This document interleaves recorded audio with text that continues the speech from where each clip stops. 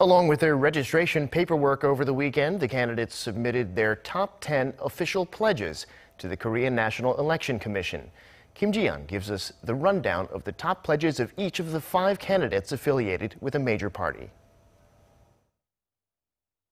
It would be worthwhile for voters to go over each of the 10 pledges, but for those who don't have the time, let's quickly go over the number 1 pledge of each of the 5 main presidential candidates affiliated with the political party.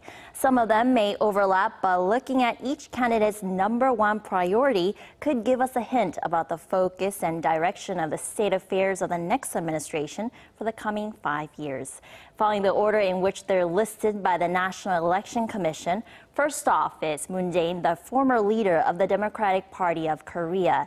He says his number 1 pledge is to create new jobs, particularly in sectors related to public health, welfare, nursing, firefighting, and law enforcement, as well as those related to tech development and the so-called Fourth Industrial Revolution.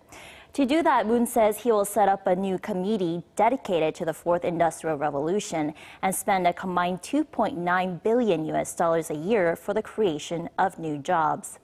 The top pledge by Hong Jun-pyo of the Conservative Liberty Korea Party emphasizes the country's defense against increased threats from North Korea and says he'll make sure the deployment of THAAD is complete by the end of June. The former Gyeongsangnam-do province governor says he will work with the U.S. to redeploy American tactical nuclear weapons to the country, which were withdrawn in 1991 as a deterrence measure. The top pledge from Ahn Cheol-soo, the co-founder of the minor opposition People's Party, is also focused on defense and increasing diplomatic efforts to deal with provocations and threats from North Korea. In comparison to Hong, though, Ahn says he will work to make the Korean peninsula a nuclear-free zone while resuming multilateral security-related discussions, including the 6-party denuclearization talks.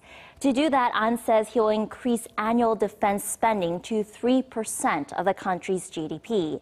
This means the country will need to raise an additional $8.8 billion over the next 5 years for defense.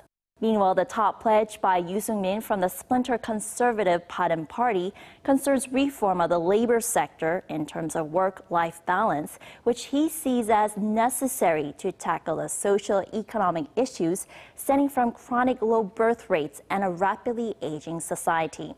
Yoo says he will increase the period of parental leave for all workers to 3 years from the current 1 year and limit late-night work or work-related contact after hours. Yoo says he will double the amount of state child support, which, depending on the age of the child, is currently a maximum of $176 a month. Last but not least, Shim Sang-jung, the presidential hopeful from the minor left-wing Justice Party, her top pledge is focused on political reform to end political divisions by region by introducing a new electoral system. She says the country should adopt the partyless proportional representation system, which distributes parliamentary seats to political parties in proportion to the results of all votes cast in the election. That would get rid of the current system in which voters have 2 votes, one for their single-member district and another for a party. You can check out the rest of the candidates' pledges and more on the National Election Commission website. The pledges were submitted right after the first televised debate among the 5 candidates conducted last Thursday, which saw fiery exchanges from the frontrunners Moon Jae-in and Ahn Cheol-soo. At least 4 more televised debates are scheduled in the run-up to the election on May 9th, with the next one scheduled for Wednesday. Kim Ji-yeon, Arirang News.